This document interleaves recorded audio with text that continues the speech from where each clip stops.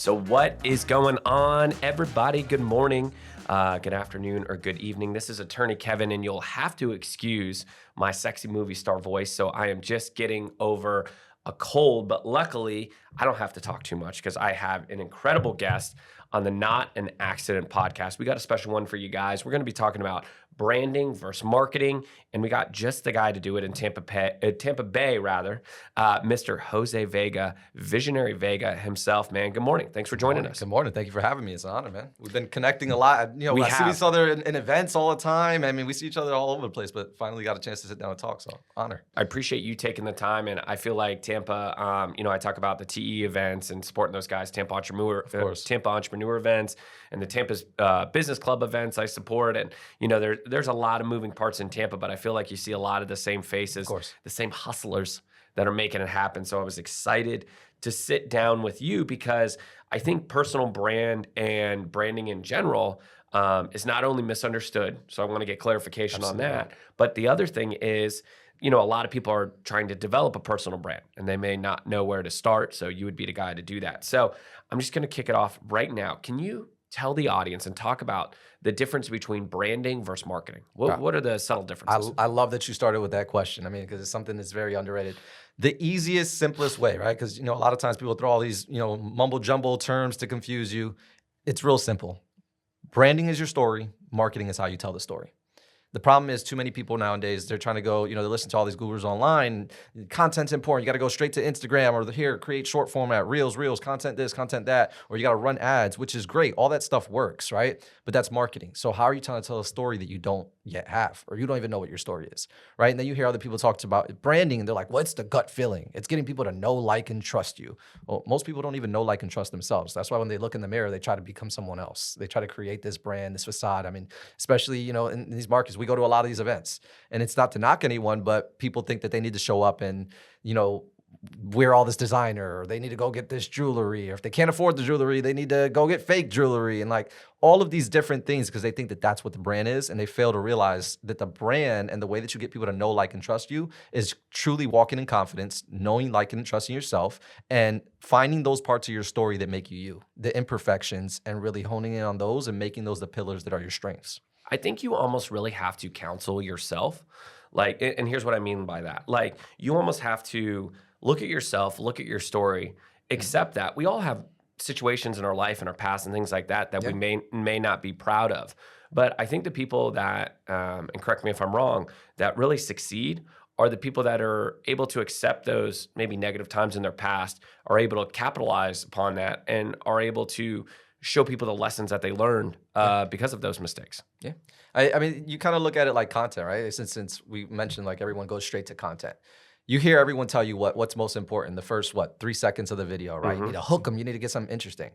But everyone wants to go to the bland, just like, oh, there was nothing that happened in my life. There's no, struggles. There's no obstacles. Everything's perfect. I'm a millionaire. I'm flowing. But no, like, what's the hook that happened in your life? What is it that you had to overcome? What made you you? What gave you those characteristics? What are your values? Start with something interesting that other people can relate with, and then let's flow into the rest of it. Because, everyone's trying to create this perfect story and make entrepreneurship sexy, but entrepreneurship's not sexy. It's rewarding. And like that's where they disconnect. They feel like they have to go straight to attractiveness, straight to the flash life, and they miss that opportunity to really develop a pillar that's gonna provide a strong story for them that can take them far beyond what any other thing that they're doing right now can do. And I tell people all the time, and I've tried to get better at telling my origin story more and more. I mean, my first year as an attorney, from April 2017 until December 2017, I made $12,000. Like, it wasn't Lambos and champagne falling from the ceiling by any means. I grinded and made it happen like everybody else. And, I was very lucky. I had a beautiful, supportive wife and an amazing family that, continued to help me, and in-laws and things like that. And we were living in her uncle's house. And, it was a full court press to get where I am today. Yeah. But I'm proud of that story, and I'm proud that I grinded through those moments. And I talked to USF St. Pete, their law society, last night, and I was telling them that life is not all glitz and glam. A lot of it is hard work behind the scenes, but everybody's willing to only show those snapshots. Of course, they're not willing to show that grind. They're not willing to show that realness and that vibe. that got them to where they are. Right. So what would you suggest? And there's a million questions. This is the first time, and this isn't lack of being prepared. This is the first time that I actually didn't write any questions down because I like the natural flow to it. Yeah, I just had. I think I had so many questions on my head that I'm just like, you know what? I'm just going to go with this one. I want to create a brand. Where would I start? What does that look like? What does that consultation look like? Or how what do I look inside myself and try to find? Yeah, I mean, really, again, it's kind of going a little bit backwards. Right? We don't need to get lost into like where you were born. I mean, some of those things are characteristics that to develop who you are as a personal brand. But it's really sitting down and auditing yourself, right? Like, you mentioned, you're not seeing, not always. I'm sorry, going back and like from the beginning phase, right? For me, 11 years in the business, this is the first year that I'm coming out behind the scenes. You mentioned when I first walked in, you're like, hey, I see you going on all these podcasts now, right? Yeah. Well, it's like, okay, well, let me see what parts that are most relevant for me to tell. So before I even get on all these podcasts, why did I spend 9-10 years not getting in front of the camera? Because I really had to get to know myself first, right? So figuring out who am I truly talking to first? Like, what is my offer and who am I speaking to? Because when you know who you're speaking to, you know what to say to them. If you're talking to your kids or if you're talking to me, we're going to speak a little bit differently, right? There's different things that motivate us. And then finding out what is the true value that you add to the market. So as an attorney, like what I call your fingerprint, which we'll get to in a little bit, with some of the frameworks we created, is knowing the cliche, right? The questions you hear all the time of who you are, what you do, who you do it for, how you do it differently, and why you do it. Those sound like very generic questions. They're like, come on, all right. But most people can't answer those questions. They're pillars. So I would start with that. Ask yourselves truly those questions and then really start to audit your market, right? Look at some of the comparatives and the other attorneys that are probably already doing what you want to do, not to copy them, but what I always recommend is run a SWOT analysis across your comparatives. I say comparatives very specifically because it's not competition. Like if you look at everyone like competition and that's how you're starting, I just need to be the best. I just need to beat this person. You're already starting wrong. So sit down and do an audit and really ask yourself, who are you? Like, what are you truly trying to add to the market and what makes you different? Right? Like not, some gimmicky little thing, but like, what are you truly doing? Like, is it experience? The way that you treat, I can tell when I hear you talk in your free content. Lambo rides for all new clients. No, I'm just kidding. That's not going to work. No, it's not going to work. But well, maybe some people. Maybe with your content, you know what I'm saying? You can give them free bus rides, party buses with all the party buses. Yeah, there you go. I see your face on every bus, man. Free buses didn't work out so well in New York, so we're gonna. No, I'm just kidding. Yeah, just audit yourself, man. Really, just ask yourself these questions that most of us skip because we think it's like the cliche, questions. Like I'm not gonna answer that. That's dumb. I always joke around. I call it like the Mr. Miyagi effect. The wax on, wax off. I'm like, when the heck are you gonna teach me karate? Well, oh crap, I just learned how to block. Like you have to go back to those fundamentals and really ask yourself all of those questions, all the boring questions before trying to go to the fancy flash, and make sure that you know yourself down to a T. And then practice that pitch, practice the way that you deliver, because if it takes you 9 hours to get your point across or explain what your business does, you're gonna lose them. Same way with on a video, you gotta catch them quick. You need to have it down to a T. Is like, how can I, in a few sentences, explain what I do, what my business does, how I do it differently, and help your audience self-qualify. So like if you can't explain it and somebody goes, okay, that's for me, we need to go back and work it. And we keep doing that audit until you refine it. Once you do that and you develop what's called your brand's persona, who you are, jump and do the same thing to who you're gonna sell. And you just keep on breaking in sections like that. So, I mean, before I keep talking to get lost in it, I would, kind of. No. I just keep going. I mean, providing amazing value. Don't worry, we'll object. I'm just kidding. But I agree with what you're saying. I think people defer to the glitz and glamour, I think, because it's easy too. And I don't think it's like it's 20 years ago and stuff. It's like I can go get a fake rollie or I can go get this or that. I can go throw on, a little bit of designer and stuff. It's not that hard, or go get some fake stuff off of Etsy. Right. And I can go rent a Lambo for $1,000 a day and I can look like, I'm rolling in it when really, I got credit card debt up to my eyeballs. Right. And I think that's the easy attention grabber. But what you're trying to do, I would imagine, is create a long-term return, long-term ROI, where this is who I am. And I got a little bit of flack for this when we were talking to another colleague about fake Rolexes. And I said, I would rather talk to somebody with a Seiko that has value to add than somebody with a fake Rolex that's trying to fake it to make it. I think fake it to make it only gets you so far. And I think at the end of the day, what's really going to carry you through is a true story true value and truly being genuine, Absolutely. That's what's going to make it happen in the end of the day. There's a bit of a checklist that I was actually Please. holding off. Give you my book here, gosh. Uglies in Your DNA. So I was holding No off the way. explanation before I No gave you the way. book, but just tying a little bit more back into what you can Look do, at this. right? Look at where can they get this? We're going to make sure So we link they can this. get this on brandgeneticsbook.com or go to my Instagram, visionaryvega, or any of my platforms, visionaryvega. I had no idea You'll about see this, look. by the way. Shame on me for not knowing you had a book. No, oh my gosh, no I worries, usually no. go pretty deep. So I Okay. wanted to give you the book, and now Thank you. I can give you a little bit more of a This is mine checklist now. explanation This is- on here, building up your Let's brand. make sure we do this the right way. Let's Yeah. get this going. So- we got that. All right. When you're Perfect. building up your brand, right? It's like anything you do in life, right? Everything you do in life is a sale. So now that you see the book here, this actually represents that. The biggest problem that most people are having when they're creating their brand is it's not that they don't know themselves, so forth. They're just very ugly. To be Okay. honest, right? And not the way that you know that I'm. I mean, I'm not Brad Pitt, but okay. Yeah. So most people are unclear with their message. They're very greedy with the ask. They're expecting something from their audience without giving in return. Right? That all the time. I agree with that. And every time's in the content. Like, hey guys, make sure you click on here. Make sure you follow Yeah. this. Make sure you do this. Buy my course. Yeah, buy this. You know, if you want to change your life, do this. You're always expecting them to do something. Even if you're not asking them for money, you're like, do this, click on this, sign on this. But what have you given? A lot of people are scared to add value up front because that's most likely the only little bit of value they have. So let me hold it until you pay me and then I'll give it to you. Well, that's how Hormozy built it. I mean, not to, name drop or anything like that. I mean, he's the hot ticket right now. I mean, he provided years. Just give it. And was spending, I mean, we don't swear a lot on the podcast, but I'll say it. He spent a shit ton of money on ads, millions of dollars of just like, here I am, free value. That's how you'll get people to really trust. And then into sold your brand. $100 million in books in 24 hours. That's insane. So that's the goal. I mean, let's get ugly. Yeah, let's get Jose a couple M's. So. Right. So, they're greedy with the ask. They lack consistency. So we'll do these short runs. Hey, let me go run on the podcast. A lot of people start podcasts. They'll do one season and then, oh, it didn't work out. Let me stop. Right? They lack consistency. They'll do, maybe a couple weeks of content, disappear, come back, disappear. Yeah. They're losing momentum. And the last one because they got to go on that next trip. They got to go on the next trip, man. There you go. So they would have got to buy a couple more rollies or something. And then why is the most important one is you. You're not present. So you drop all of these things and you're like, oh, how can I automate this? How can I do this? Or, you get on a podcast and instead of listening to the question, you're just waiting for like, okay, how can I turn this and add my quote that I've been practicing all day? Let's break that down. Can you, and I agree with what you're saying, obviously everything through, but that last point I really want to break down.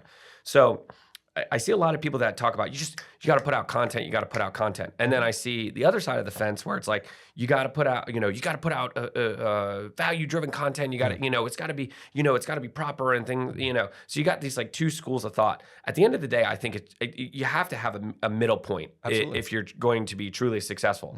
Not everything that you put out is going to be a home run, but don't put out 3 or 4 videos a day of crap. You know what I mean? If you're just like talking and not, I watched that kid, what is it, TJR or something like that, one of the little knuckleheads out of my, I don't know. Yeah, he's bigger than, I don't know. I watch a couple of those influencer kids and stuff like that, and not hating. I mean, the dude's, whatever he's doing, I'm clearly seeing killing it. I mean, it's something to pay attention to. I mean, how can you add that into different businesses? How can we take that into our industry? Come to court with me. Yeah. But people that are like posting like 3 or 4 times a day, like look at this, like I think that's a little bit too much. And then, if you're trying to do some cinematic masterpiece that you're only posting, once a week, I think there's only one Casey Neistat. You know what I mean? So it's like, that's kind of how he's built his brand. Right.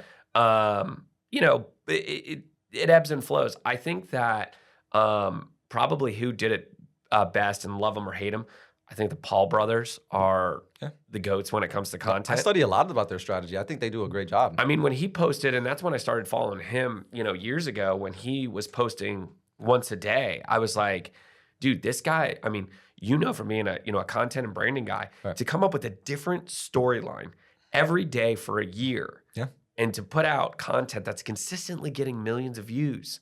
I mean, that, like him or hate him, I mean, that's admirable. Yeah, of course. I think, honestly, when you look at it, the reason a lot of them are successful, and a lot of these young guys, when they're doing all of the streaming, it's the consistency, but most importantly, it's that why. It's them. You're present. And like they're there present and being genuine. They're in the moment. It's not over planned. It's not over cinematic, like you said.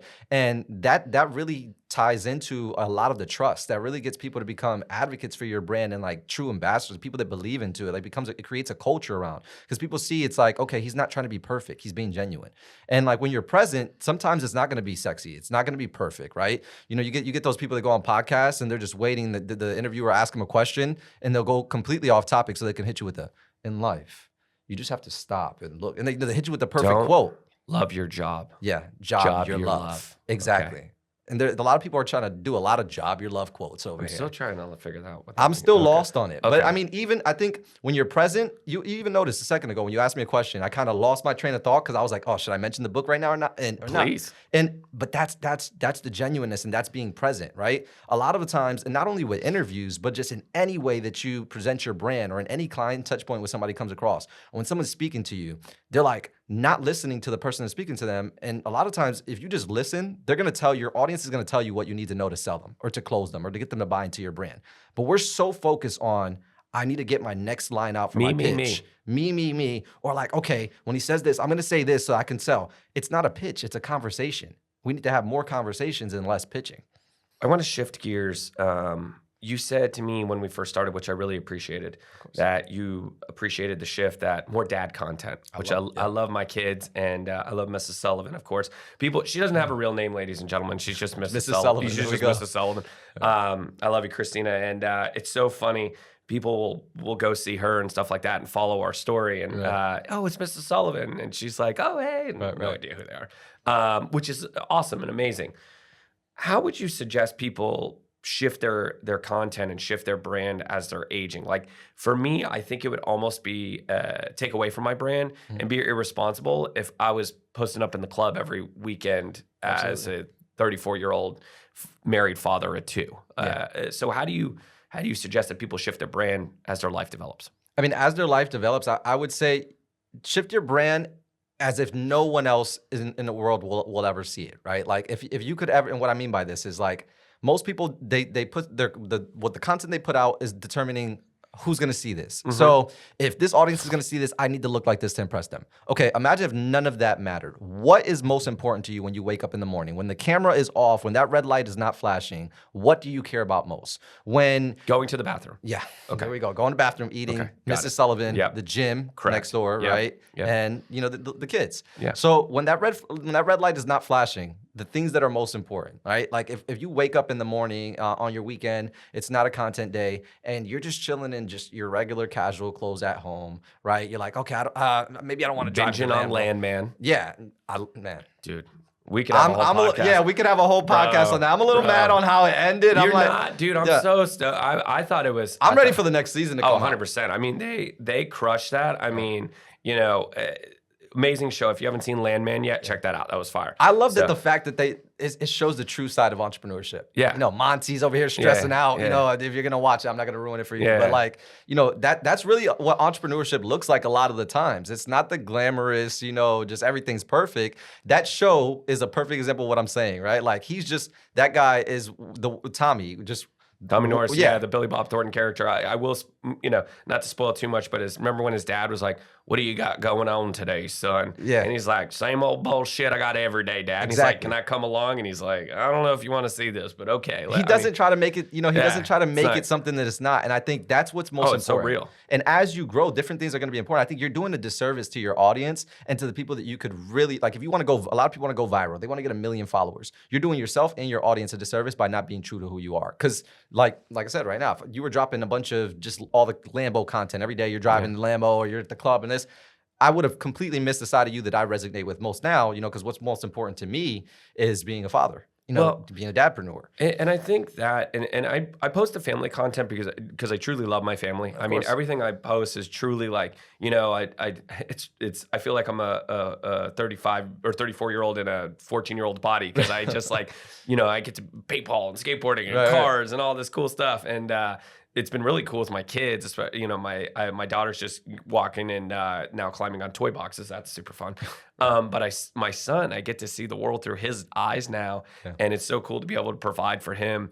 and kind of to be able to relive these I like your son's experiences. content, like the still in candy update from Halloween. And Oh, he's a hoot. Yeah, Yeah. man. And he tricked me yesterday.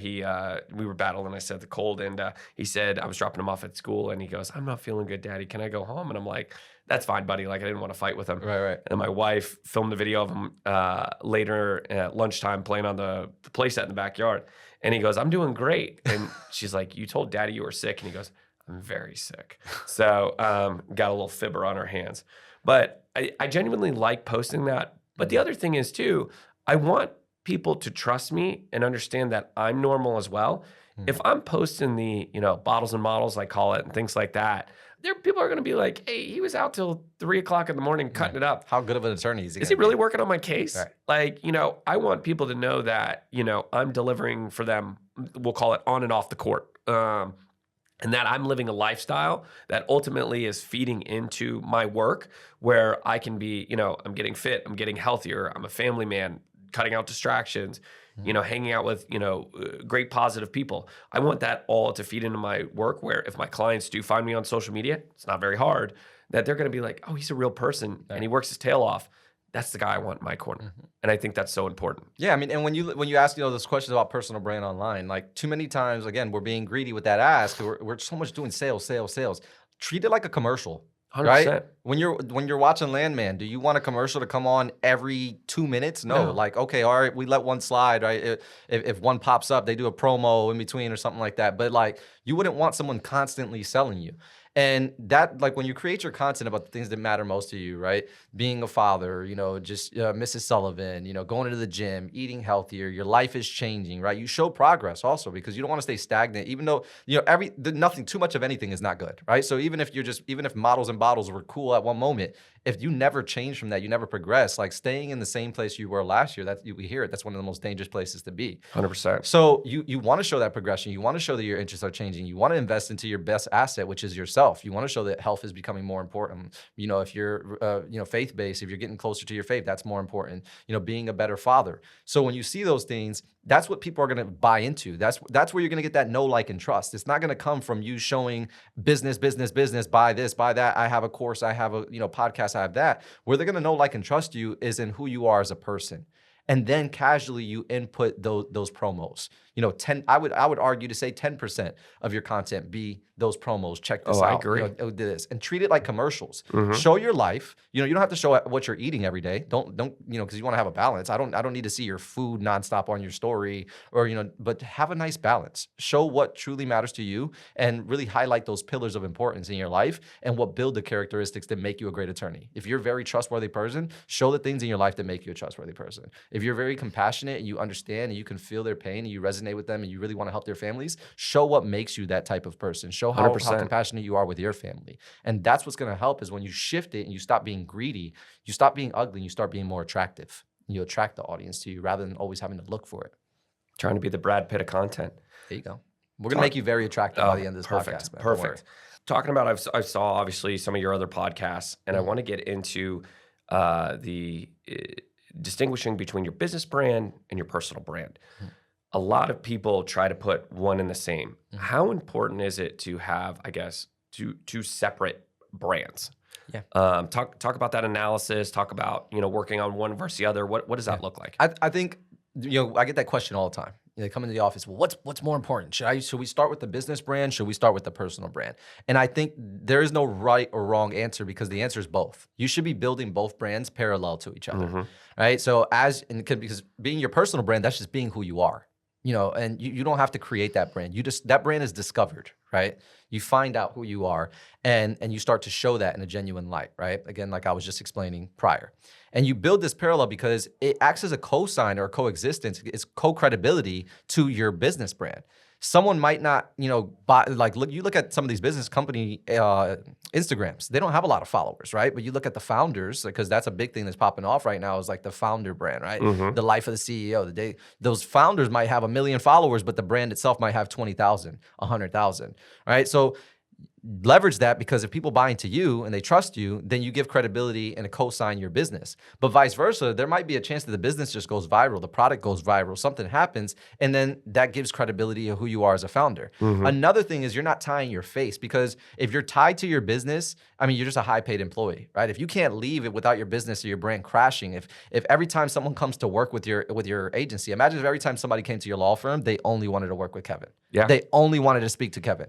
Right? No, I don't want a paralegal. I want Kevin to answer this question. Like, why would Kevin answer that question? If I can, your business will never grow. You can't scale like that, right? And if you're growing a team and your business is scaling, you want to be able to build the credibility around the agency, around the firm, around, the business as a whole, so that way it's not Kevin is the rock star here. My business, our strategies, our frameworks, our team, they are the rock star. No matter who you work with, when you come to our law firm, no matter who you work with when you come to our branding agency, you're going to get the top tier experience. That's why it's important to build a separate brand away from your face. But it also shows when you're building your personal brand that the fact that I am leading this ship, I am leading this crew, I'm going to make sure that we lead you to success, because it's ran by a founder or a leader that actually cares, and you already bought into, you already trust. And then if you want to exit the agency or you want to exit your business eventually, you want to be able to sell it and not have to give your likeliness with it. Right. I will say we just had Dara Sharif on the podcast. He's from Benchmark International, big M&A guy. And he said the exact same thing that you were talking about. He goes, the real success of a business or a large valuation is when the founder can go on a cruise for 6 weeks and the business still survives. That's hard. That's not easy. Yeah. And you see it with the content. I mean, even if you're not a business, even if you don't have an agency, right? Like as your personal brand, as an influencer, as a creator, you're collaborating with other brands. Go ahead and take 6 months, 6 weeks off from creating content and see what happens when you come back. Yeah. Like, are you still getting new followers? Are you still getting new interest? Are you still getting new business?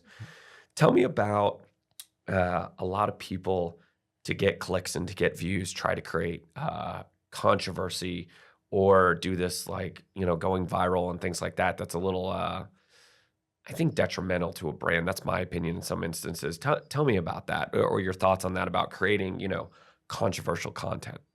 I'm not a big fan of it at all. I'm not either, especially in my business. Yeah, I feel like it's very trend, very ride the wave.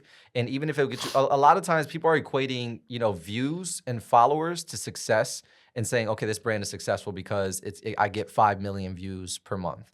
But it can be detrimental to a brand if you're getting the wrong views, the wrong eyes, or if you're establishing every move you make. I want you to look at it, just anyone that's watching this podcast. Every decision that you make, every move that you make, every piece of content that you post, every client touch point that you release out to your audience, everything, look at it as a brick, right? And every time you do something, you lay a brick on your foundation.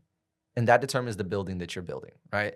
So when you do these things that are trends, these short-term waves, it's still a brick that stays with you forever, right? Like, especially you put anything on the internet, it doesn't disappear. You look at people when they blow up, right? They pull back tweets from 15 years ago. Oh, look what this person did, right? Look what this person said. Your views and life. This is why it's important to be genuine and always show the progression in your life, right? Because like you said, things change. My life has changed. I'm focusing on being a father now. I'm focusing on this. I'm focusing on that. You might not have that same perspective on life, those same views, those same opinions, but that's a brick that you laid on there that's going to be able to, go back to, and somebody say, well, look what Kevin said back in the day. Oh, Kevin thought this. Oh, Kevin had a racist moment, or Kevin did it, so like when you do things for controversy, just for clicks, you might be getting the views, but that doesn't mean that you're building success towards your brand. You could be killing your brand slowly. You're slowly poisoning your brand. And when you actually determine that you actually decide, I'm going to make the right decisions to start building a brand about what matters most to me, you start seeing that success. All of that stuff, you're going to have to answer for it in the end. 100%. And then that's the same thing. It kind of ties into people that just do random videos, right? I also hate the strategy of just let's just talk about any and everything, right? You're an attorney, but yeah, it's crazy. Yeah, what's your favorite sneakers to wear? Yeah, I mean, if that's part of your brand, your personal brand, like you're a sneakerhead and you're known as the attorney that's always fine. Okay, yeah, but just all these random videos that people are dropping, there's agencies that they'll come to you and speak and record you for 6, 7, 8, 10 hours, just asking you a bunch of random stuff because they're like, it's just quantity, and you put out all these videos and you get 1 million views. Yeah, but was it relevant to the audience that you want to speak to the pillars that you want to build up? And so cringe. Yeah. I'm watching this and I tell my colleagues all the time, I'm like, write down the 10 things that you love doing. Go film a video about that. Yeah. and then see how you can relate it back to your business. You don't need millions of views or millions of followers That's to the make thing. millions of dollars. Yeah, no, not I at know all. people that make, and I work with people personally that have, we get, several thousand. They may have, eventually they get to the couple 100,000 followers or so forth. But there's people that I work with right now that have less than 20,000 followers, less than 15,000, followers. And they make a lot of money because it's the right people. So that's I what's got like important as well. 7,600, I think, on Instagram. And you're killing it. I do okay. Yeah. I do okay. The biggest thing for me is I could care less if I go viral. I know a lot of people. I'm not in the viral business. That's not going to do anything for me. What I care about is if somebody consistently likes my content, because I'm not a ready buy guy. I don't have a widget or anything like that. I'm a random occurrence guy. You need me when this occurrence happens. So I want to be top of mind. And that's why I have to create consistent content and attract people kind of somewhat organically. Mm-hmm. And I think in my business, paid for ads, pay-per-click is like $800 for a trucking accident. Even a car accident is like $300. It's expensive. Yeah. So it's like, if I don't do the organic content that attracts the right people, and I want to connect with people too. I truly do. That the amount of people that, I've connected with on social media, I really do want to create real bonds because, who knows? 10 years from now, there may be some crazy law change where, car accidents are obsolete or this or that. So I want to be able to have a platform where if I did need to transition my life as well, that I could do that very easily and say, hey, here's the next journey or here's the next thing that we're doing, rather than being just so stagnant and just so complacent. Yeah. So I think that's very important. You hear it, a lot of people, I'm sure a lot of entrepreneurs, we've all seen like Shark Tank, right? 100%. Okay. What is one of the most popular quotes that you hear all of them say all the time? It's not the business. Well, yeah. What are the numbers? That's important. But it's not the business that we're investing in. It's the creator. Yeah, it's the founder, right? When people buy into you, a lot of the times it doesn't really matter what you're doing. They'll trust you and they'll trust the values and who you are as a person to carry any mission that you truly believe in and that you're backing. If you're fully in, if they believe in you, you're like the result. They're looking at the bigger picture. Like, I know that no matter what Kevin does, as long as his heart's in it and he's dedicated, he's gonna make it work. So I'm gonna buy into you. Too many times we're too focused on the product, the right now, the temporary, the service. You don't know what you're gonna be doing 10 years from now. You might have a change of heart and decide, I'm no longer gonna be an attorney, right? But the characteristics and all those things that you've done, all the work you've done in the years to make you who you are as a person, as long as I buy into that result, I don't care what the product is. I'm gonna follow you. I think too, my content has probably shifted as well, especially with having kids. I as cliche as it sounds, I do want to make the world a better place for my kids and for my wife. And so I thought about using my content to do that and trying to create effect on as many people as I can. So if I can encourage somebody to be a better parent, or if I can encourage somebody to get healthier, make healthier choices, or work harder to provide for their family with my content, then that for me is 100% worth it. If you call me for a car accident, awesome. That's cherry on the the cake.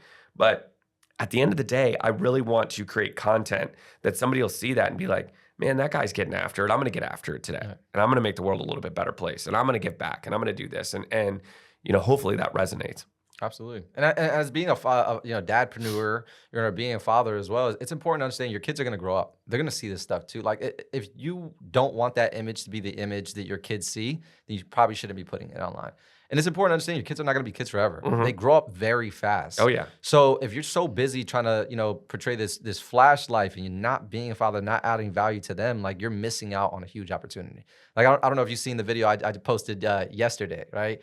Like, too many times we're like, oh, I got to be super fly. I got to go on stage. Everything has to be perfect. I walked on stage with a Labubu. Yeah, I saw that. Strapped to my with your daughter watching you, right? Yeah, my daughter's right on the side. That's so rad. My daughter goes to events with me. She goes on stage with me. That's great. Right? She's sometimes, if I'm speaking, and she'll add something. She'll add input, and she has very valuable input, like things that actually matter. But it's because she's paying attention. She's a sponge.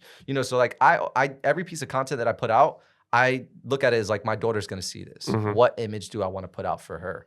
And, there's other dads out there that's important to them. Or there's people that I didn't even know had kids because they're very private with their life. That's and awesome. They've came to me and they're like, hey, look, I want to work with you more importantly than anything. Like, I've heard you guys done this. I've heard that. I heard this. But what most mattered to me is I love the way that you're a father, and I love the way that you don't hide that online. I love the way that you portray this or your faith. Like, things that had nothing to do with business were the determining factor for them hiring us, my agency and myself for consulting. And that, like, when I hear that, that's like sparks something. Like that's a warmth where I'm like, it's the validation. Okay, you're doing the right thing. Keep going in that direction. So I think by asking yourself the questions that you presented at the beginning of the podcast, it probably answers this question, but I'm going to ask anyway. If you have somebody that's maybe not very good at telling their story, or maybe is very private person, and these could be kind of two separate lanes, how does that, I imagine makes it harder to create a brand if they're not willing to be vulnerable. Yeah. For the most part. If you're not willing to put yourself out there, how are you gonna?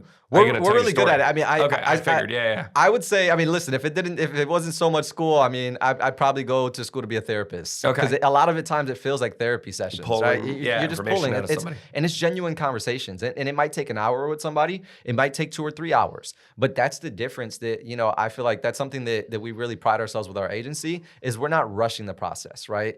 Like even the sale, we're not rushing the sale. If I meet you, I'm like, oh my God, this is a good potential client. I'm trying to sell you. We plant the seed and we build the trust and we build enough of a relationship. So by the time somebody sits with us, we're already like friends. You know, there's already a bit of trust there. And I sit there and I listen to you. And it's not any, you know, hey, like, oh, there's a special questions that we're going to ask you. We're going to ask you this special list of 50 questions and I'm going to know who you are. We have a genuine conversation. And without you realizing it, you're already giving me the answers. And that's where it's my job. You're not supposed to give me a diamond, right? You're not supposed to make it look pretty. That's our job to find that diamond in the rough, that thing that doesn't look pretty, that doesn't look valuable right now. But it's my job to identify, to know that it's valuable, how we're going to cut it, how we're going to polish it, how we're going to market it, so that way you have that diamond eventually to sell, right? So you come into the office and we'll do that audit session and we're really just discovering the brand, not trying to create a brand, right? Because that's a big mistake also. People come into the office, they're like, all right, Vega, ready?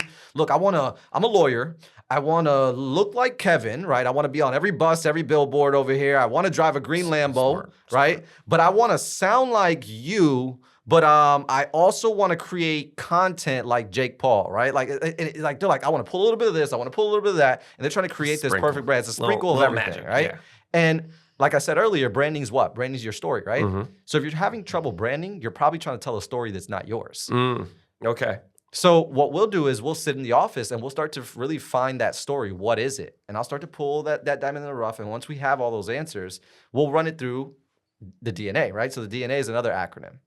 So a checklist, obviously we're making sure you're not ugly, but the checklist is we're doing your design, narration, and association, right? So design is the design, which most people think they have a brand. I have a logo, I have some colors. Yes, the design of the aesthetic, right? But it's also the design of the experience. Finding out what makes you, what makes you unique, how is your process different, and we're gonna design that customer journey, the experience from start to finish, every single client touch point along that journey, everything from, you know, pre being a client to post, you know, service, what does the follow-up, what does community look like, you know, your email sequences, like, are you sending them a text for their birthday? Like every little detail about the business, we're designing that experience down to a T, right?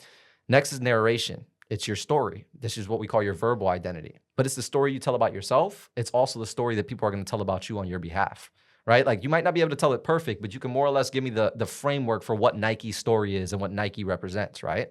So how clear you are at telling your story is going to determine how clear someone else is on your behalf. And that's what's going to allow, you know, that's where you get virality from. So we really find the story so that way we can simplify it. And I can make sure that when I tell somebody the story, they can somewhat at least give the frameworks or the main pillars. We don't want it to be like the kids game, the telephone game. By the time it gets to the fourth person, it's all jumbled up because you were unclear. Then the last one is association. We find out what's associated, who and what is associated with your brand. Like, what are the things that make you you, right? What are your accolades? What are your achievements? What are your values? What does your team look like, right? What are the supporters? What are the case studies? What do the testimonials look like? What awards have you had? Like, what does your training look like? All of the things. What is the value identity, right? So like what value? What does your content portfolio look like? What platforms and what the strategies that you're rolling out on these platforms look like? All of these things that are associated with your brand. And when we start to build that out, that becomes your DNA. And that's what we call the brand genetics. I build a brand when we say people buy into people before they buy into products or services, right? The human side of it, we feel the human side, we feel the familiarity with humans. We connect with one another, right? So our job is when we're building a personal business brand is the same approach as building a personal brand. We treat your business brand as if it's a personal brand. We build a persona around it. If your business was a person that walked into the room, who would that person be? What does that person look like? What does that person drive? How does he act? How does he dress? Is he an introvert? Is he an extrovert? Is he a great listener? Or does he only talk about himself, right? We build this persona around it because now if we create a persona around the business, it's easier to get someone to buy into that persona, that person, than it is to get them to buy into a logo or, just, some random content. So our process essentially is we treat every brand, whether it's business or personal, as if it was a personal brand, the same approach, because people are buying into people before they buy into products or services. Absolutely. And it's probably a job to build a brand, meaning for yourself. I mean, you're almost, I almost call them non-negotiables, where it's like, this is how I'm going to conduct myself. This is what I'm going to do. This is what I'm going to believe in. And this is the image this is the image I'm going to put out in both social media and in real life. Yeah. And it's simple stuff, like you said, non-negotiables list. Like a lot of people are like, oh, that's dumb. But if you ask them, okay, well, what are your non-negotiables in life? They don't know because they're willing to compromise on anything in life. Okay, well, it's not exactly what I want, but I guess we'll make it work. No. If we get the sale, yeah. No. If it doesn't work, it doesn't work. You know how many times I walk away from sales? Like, so funny enough, this is actually my second agency. Okay. First agency, I was 23, dead broke, finding out that I'm having a kid. I'm like, excuse the language, I'm like, shit, we got to make this work. Yeah. Right? Like, I'm struggling. I'm like, okay, something's got to hit. At this time, I'm, working with small businesses, and I'm like, I know that I can do more, right? How do I do it? So I start grinding out. I'm almost, literally, there's probably a couple days worth of money left in the bank account. Mm-hmm. I have to make this work. And it was like that for a while. I started compromising on all the things that were my non-negotiables. And, some people might get confused because things started to work out. The agency started to grow. By the time I turned 24, we hit some pretty big contracts. And at 24 years old, I went from being dead broke to running a multi-7-figure agency. Most people will go, okay, I did something right. I did it. Yeah. I did it. But at that point, I started to experience what I didn't know at the time was high functioning depression. I'm like, I'm not depressed. I'm a hustler. I get it. I wake up every day. I make it happen. And I was like, wait, but I'm losing myself while doing this. I compromise on everything I believe. I say that the most important thing to me is being a father, right? And I want to build a business where I can give my daughter a life where she never has to experience and know that she doesn't deserve. When I looked up, 24 years old, my daughter was, 1.5 at the time. And I was across the country. I hadn't seen my daughter in like 4 weeks, buying dumb crap just to impress people I don't even care about. And I'm like, I don't see my family. I spent every holiday by myself, but hey, there's commas in the account. Mm-hmm. And I had to really ask myself, I'm like, is this what's important to me? And what am I compromising on it? Am I compromising on too much, right? Because we say we need to make sacrifices in life, but if what you're sacrificing or what you're compromising on, right, and what you're sacrificing is what matters most to you, you have to go kind of take a step back and say, is the money worth it? And when I started to shift, I said, you know what? I think I need to make some changes. And I pulled back. I decided to exit that company. And I was like, I'm going to build a company where I don't compromise on anything that's important to me. And I've walked away for some pretty big offers where I'm like, dang, I should have done that, man. Mm-hmm. Dang, you know what? That really could have made a difference in my life, right? Like I'm just balling out where I can afford to walk away from these huge contracts, but I feel so much more peace inside.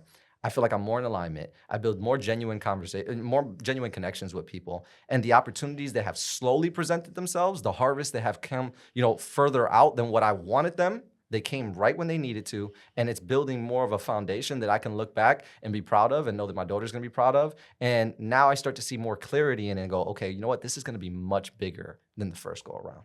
And now I learned a lot of patience. I built better strategy, and it helps me to really help my clients do the same thing. You ask yourself rather, does the amount of money matter if you're losing yourself in the process? Yeah. And you see it a lot when I look at a lot of content and stuff to get ideas, and you see some of these people that you watch when you were younger, and they've almost lost themselves in the process because they're so set on these arbitrary goals that, really don't matter at the end of the day. And I think it happens a lot of times when you see a lot of athletes where they're so busy, chasing the bag, the next car, watch, house, et cetera, et cetera. By the time they, hit 40 years old, they're dead broke, divorced 3 times, paying child support out the rear end, and trying to put their lives back together. It's a trap, And I think that's what's scary about right now too. just like the day and age that we're living in, especially with like AI and all this social media and Oh how my easy gosh, it is yeah. to turn on a camera, is it's very easy to hit a fast track success, right? Like a temporary wave and get a wave of whether it be revenue, whether it be views, whether it be intention, right? Well, it's a dopamine It's a hit. dopamine hit. Yeah. It's like, oh my gosh, I got 100,000 views. And now you get lost in that. Now, instead of I gotta really, get 200 now. yeah, and then you continue to chase. And I feel like that's one of the most dangerous places you can be, is because then that's when you start to compromise who you are as a person, right? Like one of the most dangerous things, even like for myself, I experience, right? Like when you get that wave, and then the humility, having to take the humble pie really quick and say, okay, well, maybe the next best step for me is not to go do this. Maybe it's to be a little bit smarter with my investments. But you're like, all right, I already have this attention. I need to keep it up. So you might not be buying fake stuff, but you'll go spend all of your money on real stuff that doesn't matter, right? Like I said, I was spending money on dumb, irrelevant, Yeah, we've all done things it. that I'm like, why am I doing this? But you have to keep chasing that hit. Well, everybody thinks I'm great. Everybody's like, oh, you're awesome. I have to keep doing this. I need to get this. I need to get that. So you go buy a car you can't afford. You go, buy this. You go take this. You go, or not even with money. Not every decision is money wise. You start treating people differently, right? Like, Yeah. okay, like I can't hang in that circle. I need to elevate my circle, right? We hear it all the time that it's like, okay, you're the sum of the people you hang around. But that also doesn't mean just where you just become this person where it's just like, You don't look down on people. You don't either, look though. down on There's a people. difference. Yeah, yeah, yeah. I think that's important. And, sometimes we get lost in it because it's so easy to turn on a camera and get some views, get some attention, and think, okay, I'm doing success. And we're like, I'm making progress because, I went from here and now I'm here. Well, what people fail to realize is you can find gold on the wrong road. Yeah. And you, That's a you good think one. and you think that you're doing the right thing because you're like, every time I'm going that way, I'm making some money. I got some views. Okay, I got a little bit better of a network. And you're like, okay, you look up and you're like, dang, I went in the wrong direction. Yeah. But you got so distracted because there were some gems along the road that you found. So I think that's important to really have self-awareness. Is one of the best things that you can have when building a brand, when building a business, but most importantly, when building yourself. I ask myself, and I try to stay as grounded as possible, even as fortunate as I am. And, there's two things I think about. One is what I want people to say about me. And I think obviously that's, branding 101. Mhm. I want people to be able to say, Kevin's a good guy. Kevin's a guy I can count on, reliable. Yeah. If somebody said, oh, he's a great attorney or he's a hard worker or this or that, I would want that to be a secondary reaction to being a good person and a family man. I will say that, I think a successful life, and I've seen this a lot, and I've adopted this quote is, how many people are standing by your bedside or how many people are at your funeral. Absolutely. And if there's a, room full of people that are there to celebrate you, I think you've done what you set out to do. I think if you're, and not necessarily being a people pleaser, but people that genuinely want to be there. But I think if you're just, going through life, not doing the right thing, screwing people over, just, acting out for views. I think at the end of the day, when the music stops, you're going to live a very lonely life. Absolutely. I think it's important to realize too, it's not just with views, Yeah. right? Like even in our inner circles, right? Like Tampa's a beautiful city, which is growing Love it. a lot. I started love this Tampa podcast. so much. I love Tampa. And I mean, I started back in Tampa I opened my first Excuse me. office on Armenia. It was 2016, 2017. Mhm. We didn't have the entrepreneurial community that we have here, the ecosystem Oh, that's no, built not even here. close. I mean, like 4 o'clock came, downtown was a ghost town. Yeah. Like, right? Like there was no hospitality, no restaurants. There wasn't the scene, right? The life that we see now, where we see everyone has the trends, there's the go-to spots and everyone has to cohere and everybody needs to see me here and see this. So like, it's easy to get lost in that as well. Like it's seeing how much Tampa has grown. It's been a beauty with it, but I feel like there's also like a side where it's like, There's some posers. there's some posers, but not only that, it's like there's some, like a lot of times when a city's growing, it's easy to get lost in that cycle where it's like, I have to go here because everyone's going here. And I need to do this because everyone's doing this. And it's not only about views. Like people sometimes lose themselves in their own city or in their own, networks. And there's a lot of people that can really change your life and they can be the client. So the next person you need to speak to that can really make a shift in your business that you're not even realizing it because they're not in that same network. They're not on social media, right? There's billionaires that have, 100 followers on their Instagram. Correct. Right? And you don't know them. They don't carry themselves when they go out, super flashy, popping bottles. They don't care. They don't care, right? And it's easy to get lost in that cycle of impressing that same little circle of people, like in the city. And it's like, it's important to realize this is not just an online advice, it's on and offline. Like how you carry yourself is important. What people see on camera, but also what people don't see on camera, because what they don't see, that's what compounds in the long run and affects what you do in front of the camera as well. So I think I was actually thinking about it this morning. I'm trying, weirdly enough, I'm trying to dress a little bit nicer, even going to the gym. right, And anywhere I go, and I'm a two-dimensional guy. right, You'll either see me in a nice suit, or yeah, you'll see me in sweat shorts and a t-shirt. right, I'm trying to do a little bit better about sometimes when I'm dressing down, yeah, to still dress up, because so often you never know if you're going to run into somebody and it's like, man, oh, that's attorney Kevin. yeah. Hold He on. looks like shit. Like, you know what I Right, mean? right, So yeah. been trying to do better even when Yeah. I'm in my, my downtime to make sure that I'm keeping up appearances. That's important. And I'm gonna name drop him, because one of the guys that I always associate appearances with is Max Willett and Brian Fuller. Always sharp. Yeah, like Yeah. every time you see those dudes, they just look like $1 million, and I'm like, you know what? That's fucking, these guys are like, that's respectable. Right. Whether they're killing or not, and I know they are, but dude, they look like But that's cheese, part. I man. mean, that's genuinely who they are. You meet those Yeah. people. I mean, they're I've sharp. met So them if many that's times. if that's Great who you guys. are as a person, great. Yeah. Run it up. It's just like be truly standard. But it's important Yeah. to have that that image and maintain a standard for yourself. Don't compromise on it. So The non-negotiables again. So if there's any parting advice that you would leave somebody, obviously you can check out Ugly is in Your DNA to answer this question as well, which we'll again have that link in bio. If there was any parting words that you could give somebody for starting a brand, what would it be? I would say there's two parts to it. Okay. The first thing I would say is understand that a lot of it comes down to faith, right? You're not always gonna see the results instantly. You're not always gonna get the flash or the followers or the views, so forth. But understanding, like, if you have blind faith in whatever your purpose is, and you just continue to walk in that direction, your success is inevitable. Yes. It's gonna happen. When should let me cut you off right there, not to break up your thought. Yeah. How many times, and maybe not times is necessarily the right way, but like you're posting. When should you look and say, hey, maybe this is not really hitting? When should you, like, hey, I posted 20 days in a row and I'm really not getting anywhere. Like, when should you kind of reevaluate? I mean, I think you should be evaluating or looking at the analytics. KPIs are important. You should be keeping track of all your analytics consistently.